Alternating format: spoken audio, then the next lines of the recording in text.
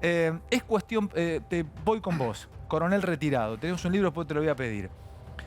¿Qué crees que cae? ¿Es cuestión de qué que caiga Kiev? ¿Es cuestión de resistencia, un poco más, un poco menos de los ucranianos, o la toman cuando los rusos quieran? Ya No, está casi tomada. Capaz, tal vez esté cayendo en este momento. Yo creo, cuestión de minutos, de horas. Tampoco es muy importante el tiempo. Acá lo que... Te quiero hacer una pregunta. ¿Qué es militarmente vos que combatiste en una guerra? ¿A qué se le llama tomar? Te pregunto esto, porque ya están en Kiev. Se toma técnicamente la palabra, ya está tomada cuando toman qué cosa? ¿El Parlamento, la Casa de Gobierno? Cuando logran la rendición de las fuerzas que están defendiendo Kiev. Cuando logran la rendición, cayó Kiev. ¿Y cómo te dicen que se rinden? ¿Cómo recibís la oferta de rendición? Si vos sos invasor, o sea, porque las películas no muestran la bandera blanca, pero no va a haber una bandera blanca. ¿Cómo te enterás? No, bueno, pero el adversario van cayendo las posiciones, se retira, se repliega, se escapa o se rinde directamente. Se rinde y se rinde físicamente. ¿Están armando a la gente? ¿Puede resistir un poco el pueblo ucraniano? Sí. El factor humano en toda acción de combate, el factor humano es importantísimo. El factor humano es el que puede...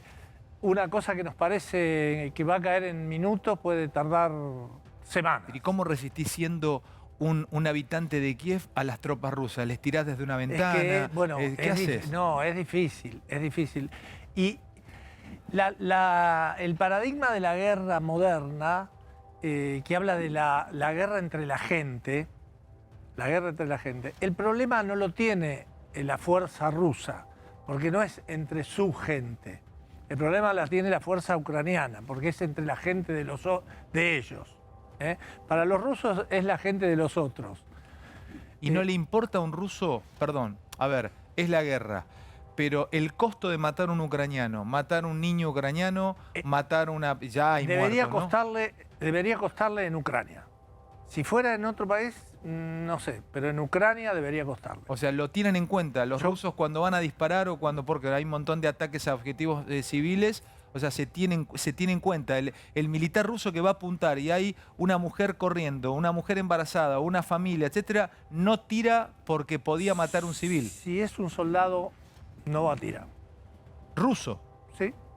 Incluso protegiendo a los porque civiles ucranianos. Los soldados en todo el mundo no combaten por la patria y combaten sin odio. Si vos me decís que estos soldados que están combatiendo ahí están combatiendo con odio, son talibanes. Entonces ya es otra cosa. Estos son profesionales de la guerra. Son profesionales de la guerra, no tienen que tener odio, porque el odio contamina. Bien, ya vuelvo con Agosino, que ayer está y abro con los chicos. Ausa, ¿cómo estás? Buenas noches, profe. ¿Qué tal? Buenas noches, Alejandro. Bueno, ¿qué lectura tenés? Tantas clases que nos has dado y nos hablabas de Guerra Fría y nos hablabas de esa fascinante Unión Soviética para los estudiantes. ¿Es parte de la Guerra Fría todo lo que nos contabas? ¿Se está dando? Bueno, en primer término quisiera hacer una distinción que considero que es absolutamente necesaria, y es decir, si bien podemos retrotraernos en términos históricos para encontrar una génesis del problema, es decir, el origen de este conflicto, no siempre podemos extrapolar las categorías de análisis de antaño en tiempos modernos. No se pueden conectar, decís vos. Exactamente. Hay reminiscencias, por supuesto, y hay puntos en común. ¿En qué conecta, profe? Y sigo con los chicos. Sí. Si tuvieses que conectarlo, ¿qué cosa te coincide de pronto con la época de Guerra Fría, 60, 70 y parte de los 80? Bueno, hay cierta permanencia de la vieja política exterior soviética que tomó Rusia como bastión o como fuerza mayor de la vieja Unión que a lo largo del tiempo se mantuvo. Eso en primer término. Y en segundo lugar, algunas categorías de análisis que yo mencionaba, entre ellos un término que nos es propio a los internacionalistas y a los politólogos, y te agradezco esta participación. No represento la voz de todos, pero sí la de la disciplina y siendo la disciplina acorde para el análisis. Sí. Y en ese sentido te decía el término de esferas de influencia. Esferas de influencia. Sí. O sea que ¿Y cómo lo conectás? Y voy con Agosino. Y ya abrimos todo para se todos. conecta en virtud de la cercanía o la proximidad geográfica de los actores protagonistas del conflicto, en este caso de Rusia, y la injerencia sobre esas zonas. Ucrania es zona de influencia natural a Rusia, al igual que lo fue para la Unión Soviética de O antaño. sea, los problemas para Ucrania empezaron cuando empieza a ser influenciada por OTAN. Cuando se empieza a dar un acercamiento muy profundo a Occidente, los rusos o Putin empieza a decir, esta influencia no es nuestra. Sí, en términos relativos, es decir, la zona de influencia natural, yo decía, para Rusia es Ucrania. El problema es cuando la seguridad de Rusia se ve afectada en términos de la proximidad geográfica de la OTAN en su zona natural. Bueno, porque también les podemos explicar por qué hoy ya hay un aviso de Rusia para Finlandia y para Suecia. Agosino, ¿cómo andás? Buenas noches. Tema libre para vos y vamos con toda la banda, con todo el equipo. Yo Dale. la verdad que quisiera en alguna medida disentir un poquito con el coronel. Comparto todo lo que él dice en una guerra occidental. En Rusia estos parámetros hay que verlos de otra manera. Recordemos, por ejemplo, que cuando Yeltsin tuvo un problema con el Parlamento, con el Soviet Supremo, no dudó en el medio de Moscú poner un tanque y cañonear su propio Parlamento. ¿Sí? Es decir, yo creo que en este momento Putin quiere terminar rápidamente, por una cuestión internacional, quiere terminar muy rápidamente las acciones militares en Ucrania, en especial porque si se siguen dando los combates, lo que vamos a tener es una proliferación de videos por WhatsApp mostrando a soldados rusos combatiendo, matando civiles, civiles muertos, etcétera. Y todo esto va a obrar en contra de la imagen internacional de Rusia. Eso a Rusia no le conviene. Correcto. Rusia tiene que terminar las acciones lo más rápidamente Te posible. da la razón, Diana. A ver, Dianita, y abro con todo, porque chicas, Vladimir chicos. Putin viene construyendo una figura alrededor de él de querer ingresar en el mundo como un país fuerte, como un país poderoso y aceptado principalmente. Si bien ellos separan mucho Oriente y Occidente, constantemente lo que empieza a tener alrededor de su figura es una persona de liderazgo, cercana y demás. Con los aliados que necesita mostrar firmeza, que ahora en un rato vamos a ver cuáles son Mostrame los países. la placa, Diana. Mostrámelo, pues está bueno. Esta información que nos trae Dianita o es un análisis que nos hace Diana.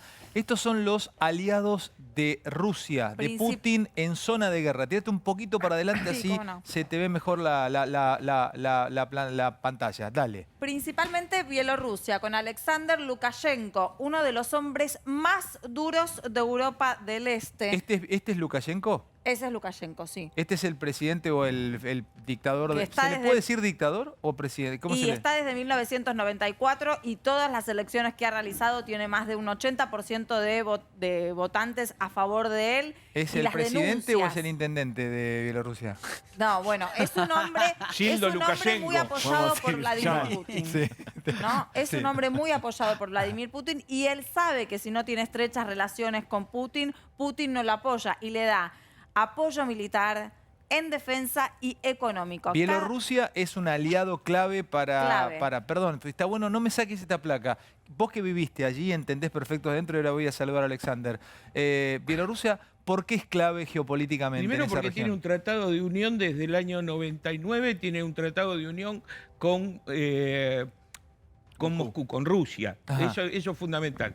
Lukashenko estuvo a punto de caer hace cuestión de un año, En a el raíz 2020. a raíz de las elecciones, como muy bien dijo, esas elecciones fraudulentas, y lo salvó Putin. Ujú. Es decir, es totalmente dependiente. Aparte, Bielorrusia nunca es vista como otra cosa que una extensión de Rusia. Así Perfecto. que Bueno, y coincido aparte, perdón, plenamente. las Perfecto. tropas que llegaron hasta Chernobyl ingresaron por Bielorrusia. Por Bielorrusia. Claro. Seguimos, Dianita. Persigue a Sí. políticos opositores constantemente y los encarcela. Y en el día de hoy, una de las cosas que hay que tener en cuenta es que las tropas rusas pasaron por Bielorrusia para poder llegar a Ucrania, lo cual está visto como la comunidad internacional como un aliado clave y fundamental. Bueno, acá los datos que veníamos mencionando, ¿no? Ocupa el cargo desde el 94, en el momento en que fue creado, es el presidente del Consejo Supremo de Estado de la Unión de Rusia y Bielorrusia, y su abuelo era ucraniano. Sin embargo, vemos cómo gestiona Bielorrusia un ucraniano prorruso. Pásame a los demás aliados de Putin en zona de guerra. Teníamos a Bielorrusia, acá a Lukashenko. Teníamos más datos, porque principalmente, para un poco resumir, tiene denuncias, como yo te decía, de violación de derechos humanos y de encarcelar a todos los opositores. Hay más, entre los cuales están el presidente, por ejemplo, de Siria, Bashar al-Assad, otro presidente muy vinculado con Rusia después de los más de 10 años de guerra que está teniendo. Bashar al-Assad no solamente depende de Rusia en el nivel militar. Frenate un segundito ahí. ¿Quién me cuenta de ustedes tres, bueno, ustedes que son más ligados a lo geopolítico, la importancia del apoyo de Siria? ¿Por qué le sirve La base Siria? militar tiene una base naval militar en Siria, precisamente por eso es que Rusia se involucra en la guerra de Siria para preservar esa base básica del Mediterráneo. A ver. Porque ayer alguien nos contaba, y también lo he escuchado en algunos colegas, que el acuerdo con Siria o la cercanía a Siria, creo que Moreno también lo decía, tiene que ver con la energía. Con el gas. Con el descubrimiento de yacimientos. ¿Pasa el gas de Rusia por Siria? No. Lo que pasa con Siria es que se descubren yacimientos de gas en el año un poco antes justo de la guerra, y allí, cuando empieza después la guerra, empiezan todos a darse cuenta del potencial que tiene el país. Entonces, cuando la lucha se hace internacional y no cesa, Rusia ingresa en el terreno sirio también para tener ¿Siria tratados de conveniencia comercial. ¿De quién es Siria hoy? ¿Es de los rusos o es de los norteamericanos con toda la llegada que hicieron? ¿Es de los rusos? Es de los rusos. Es de los rusos. Este hombre, dictador también, asesino, no cayó porque lo paró Rusia, que está protegiendo sus inversiones, las inversiones de sus oligarcas, porque también hay que ponerle nombre a las cosas para comprender cómo funciona esto. No es que hay un legislativo que vota en una Corte Suprema, vos vas a hacer una denuncia. Acá se ponen de acuerdo 10 tipos y se terminó. Perfecto. Bueno, entonces me estás explicando por qué es aliado Bashar al-Assad, presidente de Siria. Y acá te voy a hacer un Serbia. apartado. Dale, pasa a Serbia. Paso a Serbia. Pasa a Serbia, dale. Vamos. No, Alexander Vučić, que es principalmente el presidente de Serbia, que yo te diría, cuando vamos a ver Serbia, Armenia, Georgia pero y demás. tomémonos un tiempito para saber los aliados, para entender los aliados de Rusia, porque, a ver, geopolíticamente hay que entender el conflicto. Si no, estamos todo el tiempo con lo que pasa allí y vamos a estar en el día a día, pero en lo que está pasando en el momento. Por eso precisamente te lo amplío. Entra en Serbia, a ver, cuando dale. uno entra en el resto de los países que son por ahí más chiquitos, lo que empieza a ver también son países muy dependientes de las bondades económicas que puede llegar a tener en inversión Rusia. Perfecto. Y además de todo esto, son muchos países, como por ejemplo, más que nada en el caso de Armenia, con mucho conflicto interno. ¿Cómo eran estos países, profesor Ausa? Y ahora pasame a los demás aliados en épocas pasadas. A ver, ¿cómo eran parte de qué? Estaban, por supuesto, todos detrás de la cortina de hierro para nosotros occidentales. Exactamente. Bueno, ese es términos definitorio, porque en términos simbólicos esa cortina de acero, también se la conoció como telón de acero, dividió a dos bloques y a dos grandes cosmovisiones.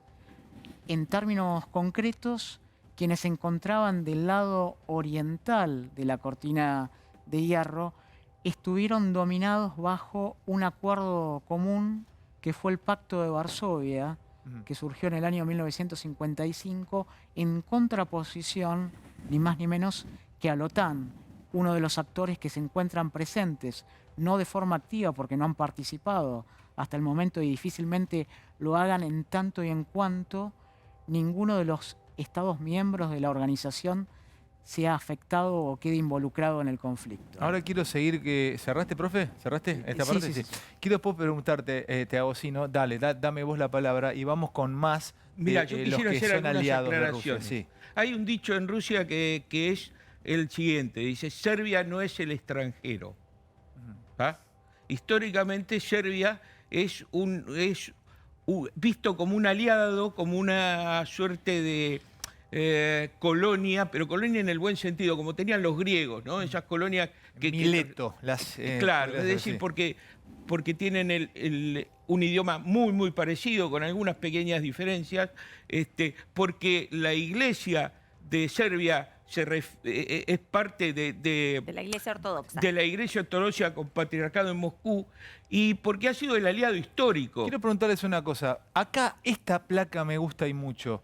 Esta placa me gusta y mucho con estos tres personajes o estos tres nombres. También teníamos antes, lo está contando Diana, estamos hablando de aliados de Putin en la zona de guerra. A ver, entra acá y contanos. Bueno, estos son los países Dianita. llamados los países TAN. No sé, seguramente usted Sí. también comúnmente lo llaman. ¿Por Países qué? Porque TAN. son los países TAN, A porque ver. todos terminan con TAN. Ajá.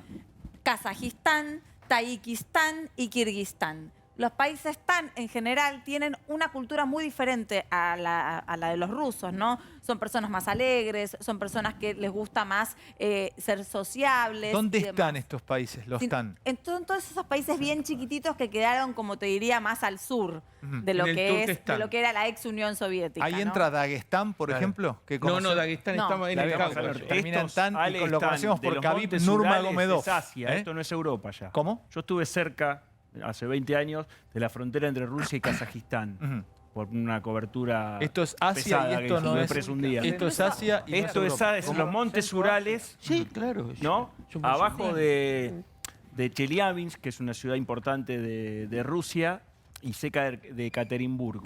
Ahí está la frontera con Kazajistán y todos estos países están ahí. Dale, seguí, Asia Estos Dianita. Central. países TAN, incluso a mí siempre me gusta mencionar cómo la fisonomía de las distintas personas también va cambiando. Son más petizos, más gorditos, les gusta más la comida y demás. ¿Qué pasa con estos países TAN que también necesitan de Rusia? Necesitan monetariamente de Rusia, económicamente de Rusia, sí o sí, para tener energía, para tener comida, para tener inversiones, para todo. Incluso hay una gran migración de todos estos países a ciudades como Moscú, que tienen mucho trabajo, en el que realmente su población, si no, es muy pobre y no la pueden solventar. ¿Tenés una placa más? ¿O No. ya esto es perfecto?